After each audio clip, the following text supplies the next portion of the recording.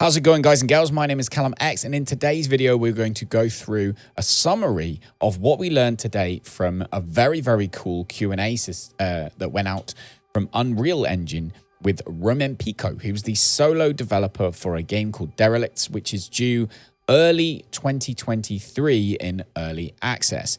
So we'll go through that from the very beginning, and hopefully you enjoy this video. If you do, let me know underneath what you do like and what you'd maybe like to see from the game when it's released. So first of all, the game has a storyline. It has a beginning, middle, and an end, and it's up to the player whether they choose to play it slowly or whether they want to just rush through it as fast as they can.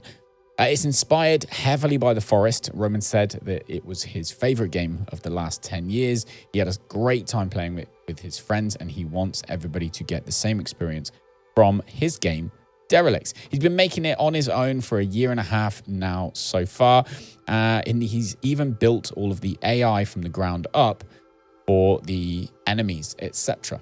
Self-learned, apparently, using YouTube tutorials and such. So it just goes to show, put your mind to it. The information is out there for free on the internet. You just got to go and find it. Optimization is very, very high up on his list. He's aware that a lot of survival games suffer from poor frame rates and bad playability because of performance on people who don't have NASA spec PCs, right? So this is something that he's really, really, really keen on, and building it from the beginning, he has been implementing as many optimizations as he possibly can. It's very clear that this is important to him, and hopefully he'll be able to release a game that nobody moans about performance. Maybe in the survival genre, that's like pushing it just a bit, but you never know. Story is expected to last between 20 and 30 hours, but base building is essential to complete it. So for those of you who just want to rush through, you'll be building a very small base and doing this as quick as possible. But for those of you who really do enjoy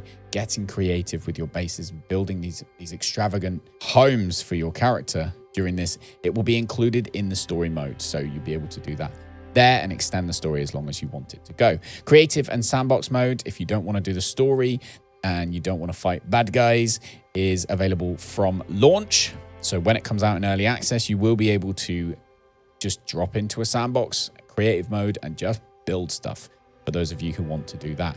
Early access is expected, as I said at the beginning of the video, in Q1 2023, approximately a year from when I'm releasing this now. However, he said that is the earliest. It's not necessarily going to re-release then. He doesn't want to release it in a state that is not fit for everybody to play. We've seen this happen recently with games such as Icarus, where it really, really solidly damaged the community's faith in the developers and the game itself.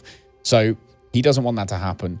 So expect it early 2023, if not maybe a little bit later. For hosting and servers, currently it's going to be player-hosted servers, but he knows how much everybody really, really enjoys to rent a server and just have it available for all their friends and themselves whenever they want to play it, rather than having to host it themselves using their own internet connections. And this is something that he does aim to do. Features that are currently in the game, which I thought were really cool, is the directional water system, first of all, which allows for things like the water wheel to really have sort of its own sort of life mechanic. Like, you need to put the water wheel in the river the right way round or it won't work. Or alternatively, if you put the water wheel in a lake that doesn't have any water flow, it's not going to work. So that's a fantastic thing. This directional water system also allows things to float down through rivers, and also obviously using the viaduct system, which we've seen in the trailer. It looks really cool.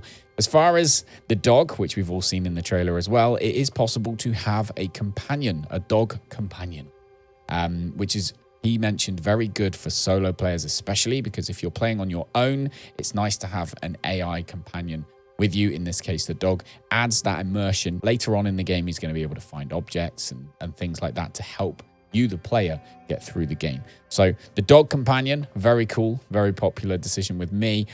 Solo and co-op mode is available. However, there's no plans currently for PvP. The goal, and I love this, the goal is to have no UI on the screen.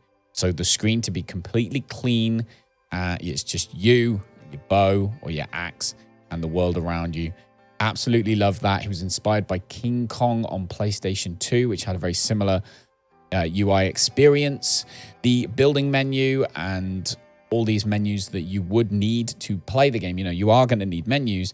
They will be more like a 3D holographic display, which is supposed to immerse you more into the game. Like, you know, that's your helmet display, your 3D holographic helmet display, rather than just being constantly flat on your screen. Adding that layer of immersion and depth, absolutely love that. As far as the combat's concerned, as I say, he's built the AI for the combat and for the enemies himself from scratch.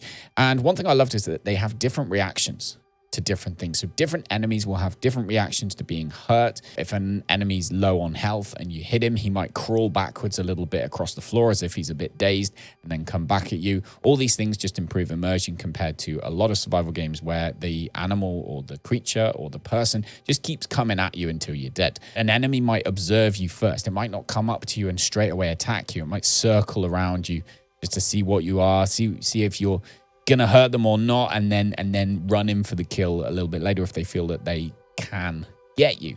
One weapon that he did touch on, that he showed that was in development, were freezing arrows. I don't know whether it's gonna be arrows, definitely, but he showed that where you had an enemy that would get shot, it would freeze, and if you didn't attack it within a certain amount of time, it would eventually unfreeze. However, if it was attacked while it was frozen, then it would smash and die. Very cool mechanic, looked very cool, and hopefully that means there's a lot more things that he didn't touch on in terms of he couldn't show us, but he does want to put into the game in the future would be, first of all, a train system. So very much like the viaducts, but with a train where you have a push cart, you can push things along a train track. Should we say like a mining cart type situation? I'm guessing possibly power for that. That was something he touched on, as well as weather. We've seen specifically how cool weather can be in a survival game in Icarus recently, which was a prime example of how amazing you really can make weather systems and how much more immersive they make the game. So he wants to bring in blizzards, storms, and heat, etc., things like that all affect the player and the buildings.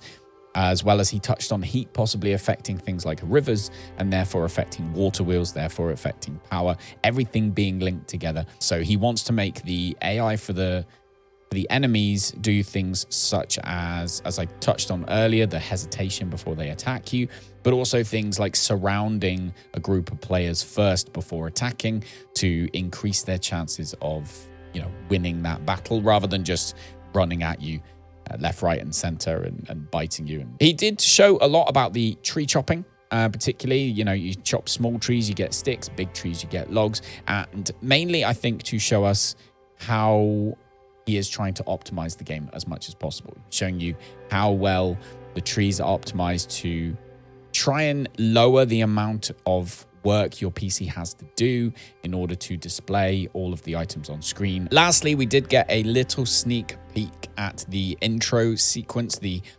cutscene when you first load into the game and you are flying in with your group from space. Looked very cool. He didn't want to give too much away, which I completely understand, and I'm glad he didn't. But all of it does look very cool, and with a bit of luck, will lead to a very immersive, very well optimized, very interesting, and very creative survival game for early 2023. So if you enjoyed that, let me know in the comments. Let me know what you think about this game. Let me know if you are looking forward to it. Let me know if it's on your wish list. Of course, give a thumbs up if you found this video useful. And of course, subscribe to the channel for more survival game antics, news, etc., etc. I will hopefully speak to you in the next one. If not, take care of yourselves. Be good.